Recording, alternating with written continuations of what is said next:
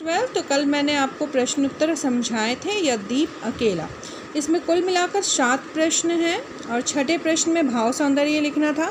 तो आप पहले भाव को लिख लीजिएगा, किसका भाव सौंदर्य लिखना है। तो यहाँ पे कुछ वाक्य आपको दिए हुए होंगे जिसके भाव सौंदर्य आपको लिखने हैं, तो आप उसे लिख लीजिएगा। पहले आप इसे प्रश्न को लिखिएगा, उसके बाद इसके सौंदर्य यानी कि उत्तर को लिखिएगा। तो कल मैंने आपको प्रश्न संख्या 6 तक समझा दी थी। आज मैं आपको प्रश्न संख्या 7 समझाने वाली हूँ, ठीक है। तो यह दीप अकेला एक प्रयोगवादी कविता है, ठीक है। इस कविता के आधार पर लघु मानव के अस्तित्व और महत्व पर प्रकाश डालिए। तो जो मानव है काफ़ी लघु है, इसके अस्तित्व पर आपको क्या प्रकाश डालना, आप उसको डालिए।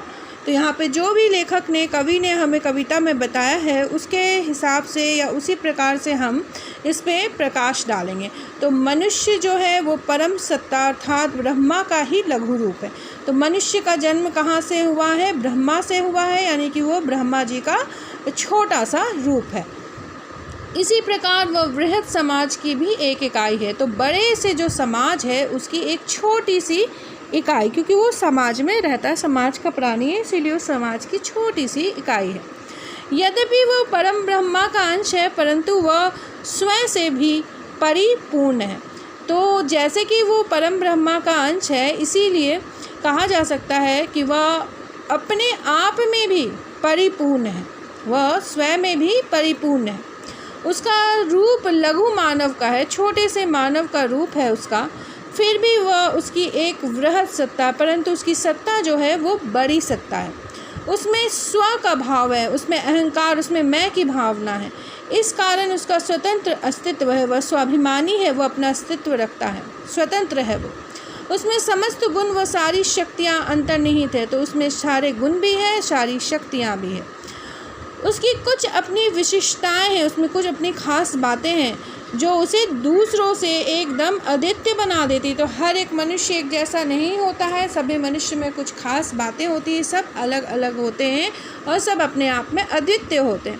इस प्रकार लघु मानव का एक स्वतंत्र अस्तित्व है जो उसके महत्व को प्रतिपादित करता है। तो उसके अस्तित्व को जो बताता है हमें, वह एक स्वतंत्र अस्तित्व वाला लघु मानव है, ठीक है। तो अब आ जाते हैं अपने अगले काव्य की ओर है, जिसका नाम है मैंने देखा एक बूंद। सागर और बूंद से कवि का क्या आशय है? सागर से कवि का आशय है विराट, बड़ा। बूंद से कवि का आशय है छोटा, मनुष्य। इसमें कवि जो है समुद्र से अलग प्रतीत होती बूंद के वर्णन के माध्यम से विराट के सन्मुख मानव जीव के महत्व को स्थापित करता है। तो कवि जो है समुद्र से अलग होने वाली एक बूंद के वर्णन के द्वारा यह बताता है कि एक बड़े से विराट समुद्र के सामने भी जो एक छोटा सा मानव है, उसका जीवन जो है अपने आप में बहुत महत्व रखता है। रंग गई क्षण भर ढलते सूरज की आग से। पंक्ति के आधार पर बूंद के क्षण भर रंगने की सार्थकता को आप बताएंगे। बूंद के क्षण भर रंगने की जो सार्थकता है वो देखिए। मैंने देखा एक बूंद कविता में कवि ने दर्शाया है कि समुद्र के झाग से बाहर निकली हुई एक बूंद क्षण भर के लिए ढलते सूरज की आग जैसे दहकते रंग से रंग। तो यहाँ पे कवि कहता है कि जो एक बूंद है जो समुद्र से निकलकर बाहर आकर गिरी है, उसमें सूर्य की जो किरणें हैं, ढलते हुए सूर्य की किरणें जो हैं वो उसे बिल्कुल दहकते हुए आग की तरह रंग से रंग देती है, वो अपने आप में सौंदर्यमान हो जाता है। इसके द्वारा कवि यह बोध कराता है कि विराट के सम्मुख बूंद का क्षण भर के लिए रंग जाना उसकी एक विशिष्टता उत्पन्न करता है। तो वो ये भी बोध करा रहा है, कवि यह कहना चाहता है कि बड़े से विराट से समुद्र के सामने में एक छोटा सा जो बूंद है वह क्षण भर के लिए भी अपने आप में सुंदर रंग से रंग जाता है और अपनी महत्वता को उत्पन्न करके दिखाता है कि एक छोटा सा बूंद भी कितना महत्वपूर्ण, कितना सौंदर्यवान है। यह विशिष्टता बूंद को नष्ट होने के बोध से मुक्ति का एहसास दिलाती है। तो ये इम्पॉर्टेंस या इम्पॉर्टेंटपन जो है, ये बूंद को अपने आप में नष्ट होने से जो है उस नष्ट होने की जो बोध है उससे यह जो है ये मुक्ति का जो है एहसास दिलाता है। कि हाँ ये अगर मुक्त भी हो जाएगा तो भी ये अपने आप में विशिष्ट है, इम्पॉर्टेंट है। इस प्रकार विराट से अलग मनुष्य के जीवन का एक क्षण भी उसकी सार्थकता को सिद्ध कर देता है।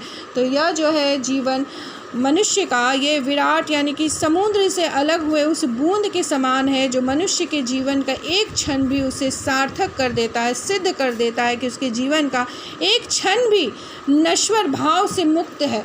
मतलब एक क्षण भी अगर उसका अच्छा है, सुंदर है, सौंदर्यमान है, तो वो नश्वर के भाव से जो है वो मुक्त हो गया है। अगला प्रश्न है, सूने विराट के सम्मुख दाग दो। अगला प्रश्न में मतलब काव्य की कुछ पंक्तियाँ दी हैं, आप उसे पहले पढ़ लीजिएगा, फिर उसके अर्थ को मैं समझा दे रही हूँ। सागर के झाग से निकली हुई बूंद को क्षण भर सूर्य की लालिमा में रंग जाने को देखकर कवि को यह अनुभव होता है कि सूने विराट के सामने हर प्रकार से परिपूर्ण अपनापन नाशशीलता के दाग से मुक्ति देता है। वो एक छोटा सा बूंद भी जो है वो प्रकाश से परिपूर्ण हो गया है और अपनापन दिखाता है, नाशशीलता के दाग से यानी कि नष्ट हो जाने वाला है, फिर भी उस दाग से वो मुक्त है। और दाग से मुक्त होने का अभिप्राय है कि वह कुछ क्षण के लिए भी सही पर सौंदर्यमान दीप्त हो उठा। इस प्रकार मनुष्य के जीवन में प्रत्येक क्षण कैसा है, महत्वपूर्ण है। क्षण का महत्व ही मानव को नष्ट होने के बोध से मुक्ति का एहसास दिलाता है। अगर हम हर एक क्षण को जीने लगे महत्वपूर्ण तरीके से, तो हम नष्ट होकर के भी नष्ट नहीं होते, क्योंकि हमने जीवन को पूरी खुशी के साथ जिया। उसका अस्तित्व बोध उसकी क्षण भंगुरता को प्रतिस्थापित कर देता है। तो उसका जो अस्तित्व है वह उसे क्षण भंगुर होते हुए भी उसकी जो दाग है उससे वो उसको अलग कर देता है, प्रतिस्थापित कर देता है कि वह क्षण भंगुर है, एक क्षण में नष्ट हो जाएगा, परंतु उस एक क्षण के लिए भी वह सौंदर्यमान हो उठा। क्षण के महत्व को उजागर करते हुए कविता का मूल भाव लिखिए। मैंने देखा एक बूंद। कविता में कवि ने जीवन के क्षण को महत्व स्थापित किया। जीवन में क्षण के हर एक क्षण, हर पल, हर समय के महत्व को बताया है। कवि देखता है कि समुद्र के झाग से निकलकर एक बूंद क्षण भर के लिए सूर्य की लालिमा से रंगकर अद्भुत सौंदर्य से परिपूर्ण हो जाता है। मतलब एक क्षण के लिए भी वह एक बूंद जो है वो बहुत सुंदर दिखाई देता है।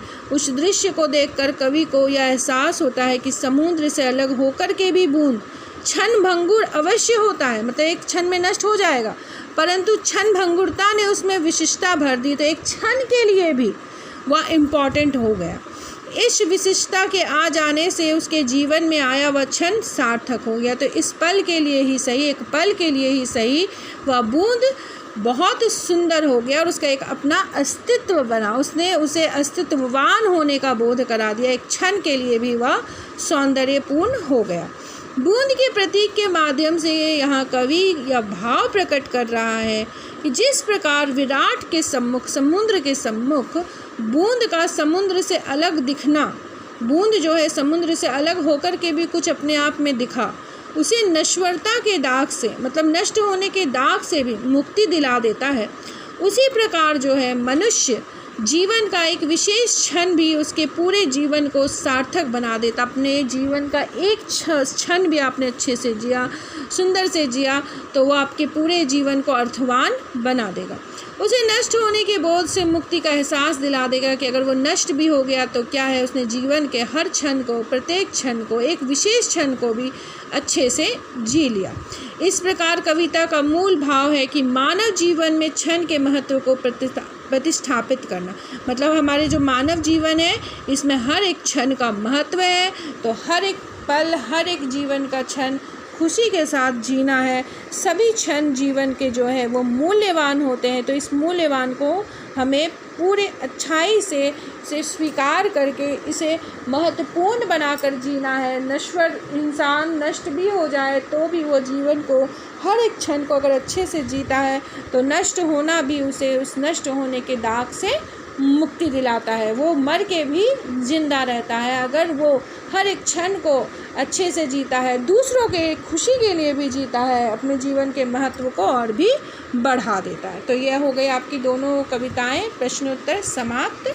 अब आप इसे अपने कॉपी में लिखिए और याद कीजिएगा। ठीक है क्लास 12, धन्यवाद।